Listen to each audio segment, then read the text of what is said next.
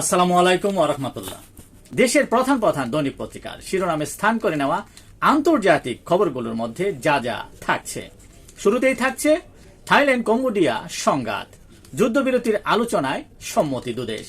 আজ মালয়েশিয়ায় শান্তি আলোচনা, সংঘর্ষে নিহত বেড়ে 34। গাজার 3 অঞ্চলে দিনে 10 ঘন্টা অস্ত্রবিরতির ঘোষণা ইসরায়েলের, 24 ঘন্টায় হামলায় নিহত 62 জন। গাজা থেকে ইউক্রেন শান্তির পথ কতদূর, এই নিয়ে একটি প্রতিবেদন প্রকাশ করে দৈনিক ইত্তেফাক।